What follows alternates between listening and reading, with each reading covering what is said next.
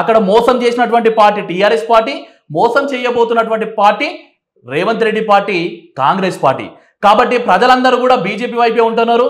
ఖచ్చితంగా అత్యధికంగా సీట్లలో, డబుల్ డిజిట్ సీట్లలో బీజేపీ, భారతీయ జనతా పార్టీ, నరేంద్ర మోడీ గారి నాయకత్వంలో అత్యధికంగా సీట్లు తెలంగాణ నుంచి మనం కొట్టబోతున్నాము. నరేంద్ర మోడీ గారికి బహుమతిగా ఇవ్వబోతున్నాము. ముచ్చటగా మూడోసారి నరేంద్ర మోడీ గారు ప్రధానమంత్రి కాబోతున్నారు. దాంట్లో తెలంగాణ యొక్క కాంట్రిబ్యూషన్ కూడా డబుల్ డిజిట్ తో మనం ఇవ్వబోతున్నాం అని చెప్పేసి ఖచ్చితంగా మేము చెప్పడం జరుగుతుంది. భారతీయ జనతా పార్టీకి ఎందుకు ఓటేయాలి? రామ్ మందిర్ గురించి ఒక్కటి చెప్తున్నందుక, లేకపోతే హిందూ మతాన్ని అడ్డం పెట్టుకొని ఓట్లు అడుగుతున్నందుక, లేకపోతే జై శ్రీరామ్ నినాదం తప్ప వేరే నినాదం తెలియని పార్టీగా భారతీయ జనతా పార్టీ ఉన్నందుక, అసలు ప్రజల కష్టాల గురించి కావచ్చు, లేకపోతే మేము ప్రజలకు ఇది చేస్తామని చెప్పేసి ఎక్కడ కూడా ఎవరు ఎందుకు మాట్లాడారు? ఎక్కడ చూసినా హిందుత్వ ఎజెండా తోటి ఎందుకు వెళ్తారు మీరే అని కాదు, అన్ని మీడియా ఛానల్ కావచ్చు, అన్ని ప్రతిపక్షాలు కావచ్చు, లేకపోతే పార్టీలో ఉన్నటువంటి అన్ని పార్టీలకు నేను సూటిగా ఒకటి చెప్తున్నాను. అవును, ధైర్యంగా చెప్తున్నాం, మాది హిందుత్వ ఎజెండా, మాది హిందుత్వం సంబంధించినటువంటి పార్టీ అని చెప్పి ధైర్యంగా ఒప్పుకుంటున్నాం. హిందుత్వం గురించి, హిందువుల గురించి ఏకైక పార్టీగా కొట్లాడుతుంది భారతదేశంలో, ప్రపంచంలో ఏదైనా ఉంది అంటే భారతీయ జనతా పార్టీ. హార్ట్ఫుల్ గా మేము రాజ్యాంగం మొత్తం కూడా మేము చెప్పదలుచుకుంటున్నాము. భారతదేశ వ్యాప్తంగా కూడా మేము రొమ్ము విరుచుకొని హిందువుల గురించి ఆలోచిస్తున్నటువంటి పార్టీ భారతీయ జనతా పార్టీ అని చెప్పి ప్రజలలో కూడా మేము ఒప్పుకుంటున్నాం. కానీ హిందువులను ఒక్కరినే మేము చూస్తున్నాము, మిగతా కులాలని, మిగతా మతాలని చూడట్లేదని కూడా ఎక్కడ కూడా లేదు కదా. వందలాది సంవత్సరాలుగా అమ్మాయిలకు, ముస్లిం అమ్మాయిలకు అన్యాయం జరుగుతుంది.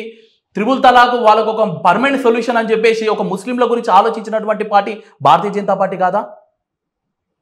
ఈరోజు కరోనాలో మొత్తం భారతదేశ వ్యాప్తంగా కుప్పలాది మందిగా చనిపోతున్నారు. ప్రపంచం మొత్తం కూడా చేతులు లేపేసింది. ఒక ఇంజెక్షన్ కొనాలంటే కొన్ని లక్షల రూపాయలు, 1000 రూపాయలు వేచించాలని చెప్పేసి అన్నప్పుడు కులాలు, మతాలు, ప్రాంతాలు అన్ని వ్యత్యాసం లేకుండా, మతాలకు వ్యత్యాసంగా అందరికీ కరోనా టీకాలు ఇవ్వలేదా మనం? అంటే భారతీయ జనతా పార్టీ కేవలం హిందువులకు మాత్రమే ఇచ్చింది అక్కడ? ఈరోజు 370 ఆర్టికల్ ద్వారా అక్కడ ఉన్నటువంటి ఉగ్రవాదం అంతా కూడా ముస్లింలని, క్రిస్టియన్లని, హిందువులని అంతా కూడా ఊచకోత కోసినటువంటి సందర్భంలో ఆ యొక్క 370 ఆర్టికల్ని రద్దు చేసి అక్కడ మతాలకు భిన్నంగా మనం అక్కడ అందరికి కూడా న్యాయం చేయగలిగినాం కదా. ఈరోజు కరోనా వ్యవస్థలో ఉన్నప్పుడు ప్రతి ఒక్కరు కూడా ఆకలి చావులు చావొద్దని చెప్పేసి నరేంద్ర మోడీ గారు ఉచితంగా బియ్యాన్ని, రేషన్ని ప్రతి ఒక్కరికి ఇచ్చిరు. ఎక్కడ కూడా హిందువులకు మాత్రమే అని చెప్పేసి బియ్యం అని ఎక్కడన్నా చెప్పిరా? అదేవిధంగా ఈరోజు ఏ పథకం చూసుకోండి. ఈరోజు తెలంగాణ చూసుకుంటే కళ్యాణ లక్ష్మి ఒకవైపు, అదేవిధంగా షాది ముబారక్ ఒకవైపు. అదేవిధంగా మీరు ఎక్కడ ఏ ప్రభుత్వాలను చూసుకొని, బీజేపీ కాకుండా వేరే ఏ ప్రభుత్వం అయినప్పటికీ కూడా పథకాలన్నిట్లను కూడా మతాల వారీగా విడదీసి ఇస్తున్నటువంటి పథకాలే. కానీ ప్రపంచంలో ఒకే ఒక పార్టీ భారతీయ జనతా పార్టీ అందరికీ సమానమైనటువంటి హక్కులని, సమానమైనటువంటి పథకాలను ఇస్తుంది కేవలం భారతీయ జనతా పార్టీ మాత్రమే. ఇక్కడ లౌకికవాదం ఎవరికి ఉంది, ఇక్కడ మతతత్వం ఎవరికి ఉంది అని చెప్పేసి ఆలోచించాలి. అసదుద్దీన్ ఓవైసీ మాట్లాడతాడు బీజేపీ మతతత్వ పార్టీ అని చెప్పేసి. మరి అసదుద్దీన్ పార్టీ ఏ పార్టీ, ఎవరి గురించి మాట్లాడుతుంది? ఈరోజు అందరూ కూడా ఆత్మ పరిశీలన చేసుకోవాల్సినటువంటి అవసరం ఉన్నది. బీజేపీ మాత్రమే ఒక ఇన్సూరెన్స్లు ఇస్తుందంటే అది అన్ని మతాలకు ఇస్తున్నది, అన్ని కులాలకు ఇస్తున్నది. ఈరోజు అయితే మనము ఏవేవైతే ఇస్తున్నామో, స్కీమ్లు ఏవేవైతే ఇస్తున్నామో అన్ని మతాలకు సంబంధించినటువంటి ఇస్తున్నాం. కేసీఆర్ గారు చూసుకుంటే ఈరోజు ప్రాంతాల వారిగా విడదీసిండు, అదేవిధంగా మతాల వారిగా విడదీసిండు, అదేవిధంగా కులాల వారిగా చేపలు, పందులు అని చెప్పేసి, మేకలు అని చెప్పేసి ఇవన్నీ కూడా ఇచ్చుకుంటా ఎవరు విడదీసిరంటే కేసీఆర్. అదేవిధంగా రేవంత్ రెడ్డి వచ్చిన తర్వాత ఇదే స్ట్రాటజీ కన్నా ఇంకా పై ఎత్తులు వేసి తెలంగాణ ప్రజల మధ్యలో చిచ్చులు పెట్టే ప్రయత్నం కూడా ఈ యొక్క రేవంత్ రెడ్డి చేస్తుండు. అంతే తప్ప కానీ భారతీయ జనతా పార్టీ కూడా ఎక్కడ కూడా చెయ్యదు. అధికారం కోల్పోతామని చెప్పి తెలిసినప్పటికీ కూడా ప్రజల శ్రేయస్సుని ఆలోచించి ముందరకు పోయేదే భారతీయ జనతా పార్టీ అని చెప్పి. సార్, మరి తెలంగాణలో మీరు దాదాపు 10 సంవత్సరాల నుంచి ఫైట్ చేస్తున్నారు కదా, ఎందుకు తెలంగాణ ప్రజలు మిమ్మల్ని నమ్మలేదు? మొన్న ఎలక్షన్స్లలో మమ్మల్ని నమ్మలేదు కాదు, ప్రభుత్వం చేస్తున్నటువంటి తప్పులని 10 ఏళ్లలో మీరు కూడా చాలా సందర్భాలలో చూసినారు. ప్రభుత్వం చేస్తున్నటువంటి తప్పులను అన్నిట్లను కూడా ప్రజలకు తీసుకుపోయినాం. మేమంతా కూడా ప్రజలకు తీసుకుపోయినాం. ప్రజలకు అందరు కూడా కేసీఆర్ వ్యతిరేక ఓటుగా మనం మలచడం జరిగింది. ఓకే, కానీ అక్కడ ఒక యాక్సిడెంట్గా ప్రమాదశాతుగా కాంగ్రెస్ ప్రభుత్వం అనేది ఏర్పడడానికి కారణం ఏంటంటే రేవంత్ రెడ్డి ఏదైతే 6 పథకాలు ఏవైతున్నాయో, 6 గ్యారెంటీలు ఏవైతున్నాయో ప్రజలను మోసం చేసేటువంటి గ్యారెంటీలు అవన్నీ కూడా మేము ఈరోజు తెలంగాణ ప్రజానికానికి ఒకటి తెలియజేస్తున్నాం. మేమంతా కూడా ఏవైతే పథకాలు, ఉత్తితి హామీలు కళ్ళబల్లి మాటలు చెప్పాలంటే భారతీయ జనతా పార్టీకి కూడా చాతనైతుంది, కానీ భారతీయ జనతా పార్టీ ఎప్పుడే కానీ తెలంగాణ ప్రజలని మోసం చేయదలుచుకోలేదు. మనమంతా కూడా ఓకే, ఈ విషయం మేము ఎన్ని గ్యారంటీలను ఇవ్వచ్చు వినండి. ఈ రోజు రేవంత్ రెడ్డి అధికారంలోకి వచ్చినటువంటి 100 రోజులలో మేము యువతులకు అందరు కూడా నిరుద్యోగులకు 4,000 ఇస్తున్నాడు. ఏనాని ఇచ్చిండా?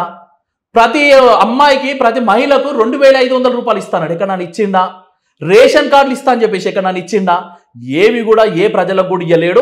అవన్నీ కూడా సాధ్యం కాదు. ఎందుకు సాధ్యం కాదంటే గత ప్రభుత్వం ఏదైతే టీఆర్ఎస్ గవర్నమెంట్ ఉందో 5 గ్యారెంటీలు ఇవ్వలేదంటారా? 500 గ్యాస్ కావచ్చు, ఎక్కడ జీరో కరెంట్ బిల్లు, గృహలక్ష్మి కావచ్చు, ఎక్కడైతే బస్సు ఫ్రీ కావచ్చు, ఎక్కడైతే లేదు. ఒక బస్సు ఫ్రీ అనేది మాత్రమే ఒకటి పెట్టి ఆడ మహిళల విషయంలో అందరికి కూడా తగాదాలు పెట్టి గొడవలు పెట్టి రోడ్ల మీద రచ్చరచ్చ చేయడానికి వాళ్ళకు పంచాయతీ పెట్టడానికి రోడ్ల మీద ఫ్రీ టికెట్ ఇచ్చి మధ్యలో పెట్టింది తప్ప ఎక్కడ కూడా పర్ఫెక్ట్ గా తెలంగాణ ప్రజలకు అందరు కూడా ఈ యొక్క పథకాలు అందుతున్నాయని చెప్పేసి రేవంత్ రెడ్డి గారు ప్రెస్ మీట్ పెట్టి ఎంతమందికి అందుతున్నాయని చెప్పేసి నెలకు ఒక శ్వేతపత్రం రిలీజ్ చేయడానికి రెడీగా ఉన్నాడా? ఇప్పుడు ఒకవేళ రేవంత్ రెడ్డికి చేత కాకపోయినా కూడా కానీ ఆ కాంగ్రెస్ ప్రభుత్వంలో ఉన్నటువంటి అధికారులు కానీ లేకపోతే కాంగ్రెస్ ప్రభుత్వంలో ఉన్నటువంటి మినిస్టర్లు కానీ లేకపోతే కాంగ్రెస్ ప్రభుత్వంలో ఉన్నటువంటి ఏ నాయకుడైనా కానీ టీవీ డిబేట్లకు వచ్చి ఖచ్చితంగా మేము గివి రిలీజ్ చేస్తున్నామని చెప్పే ధైర్యం ఎక్కడ ఉన్నదా? ఎవ్వరికి కూడా ధైర్యం లేదు. ఒకటి బస్సులకు సంబంధించినటువంటిది ఆ టికెట్లు పెట్టి ఈరోజు బస్సులు అంతా కూడా ఆర్టీసీ అంతా కూడా నష్టాలకు వెళ్ళిపోతుంటే ఆర్టీసీని మొత్తం కూడా నష్టాలకు పంపించేటువంటి ఘనకార్యం ఈరోజు రేవంత్ రెడ్డి గారు చేసుకున్నారు. ప్రజలందరూ కూడా మిగతా ఐదు పథకాల నుంచి డైవర్ట్ కావడానికి ఈ యొక్క ఉచిత బస్సు అని చెప్పేసి ఒకటి భూతాన్ని ముందలు పెట్టి మిగతా 5 పథకాలను అన్నింటిలో కూడా పక్కదారి పట్టించే ప్రయత్నం రేవంత్ రెడ్డి కాంగ్రెస్ ప్రభుత్వం చేస్తుందని చెప్పేసి ప్రజలందరూ కూడా గమనించాల్సిన అవసరం ఉంది. ఓకే, సో మొత్తానికి మరి రేవంత్ రెడ్డి భారతీయ జనతా పార్టీలోకి వస్తున్నారని కేటీఆర్ అంటుంటారు. అండ్ ప్రభుత్వం త్వరలో కూలిపోతుందని చెప్పేసి లక్ష్మణ్ గారే మాట్లాడడం అనేది జరుగుతుంది. ఎందుకంటే ప్రభుత్వాన్ని కూల్చడమే భారతీయ జనతా పార్టీ ఎజెండానా? నిజంగా రేవంత్ రెడ్డి బీజేపీలోకి వస్తుంటా మొన్న అరవింద్ గారు కూడా అన్నారు, మేము స్వాగతిస్తాం, నేను వెల్కమ్ చెప్తా. ఇంతకు ముందే అన్నాను, భారతీయ జనతా పార్టీలకి ఏ కార్యకర్త వస్తానా కానీ స్వాగతించడానికి బీజేపీ రెడీగా ఉన్నది. ఏ వ్యక్తిని కూడా వద్దనే పరిస్థితి ఎక్కడ కూడా ఉండదు. మాది రాజకీయ పార్టీ, మేము కూడా రాజకీయాలు చేయదలుచుకుంటున్నాము. అన్ని పార్టీలు ఏ విధంగా అయితే రాజకీయాలు చేస్తున్నాయో వారికి వ్యత్యాసంగా ప్రజలకు శ్రేయస్సు చేయడానికి అందరూ కూడా రావాలని చెప్పేసి కోరుకుంటుంటాము. అందులో రేవంత్ రెడ్డి గారు ఒకరు అవుతుండొచ్చు, మనకు దానికి సంబంధం లేదు. నిజంగా వస్తుందంటే ఆయననే అడగాలి. మీరు డిబేట్ పెట్టుకొని చేసి రేవంత్ రెడ్డి గారిని అడగాలి. తర్వాత బీజేపీ కేటీఆర్ గారు అయితే విమర్శిస్తున్నారు కానీ రేవంత్ రెడ్డి గారు ఆన్సర్ ఇవ్వట్లేదు. ఇప్పుడు రేవంత్ రెడ్డి గారికి కేటీఆర్ కి మరి ఏముందో, మరి కేటీఆర్ గారికి ఎప్పుడైనా పర్సనల్ గా కాల్ చేసి నేను బీజేపీలో చేరుతున్నా అని చెప్పి ఉండొచ్చు. అయితే రేవంత్ రెడ్డి నన్ను అడగండి, లేకపోతే కేటీఆర్ నన్ను అడగండి. మా పార్టీలో ఉన్నటువంటి డాక్టర్ లక్ష్మణ్ గారు ప్రభుత్వం కూలిపోతుంది అనడానికి ముఖ్య కారణం ఏంటంటే ఈరోజు మనం చూస్తున్నాం కాంగ్రెస్ పార్టీలో ఎంతవరకు ఒకరికి ఐక్యత ఉన్నది.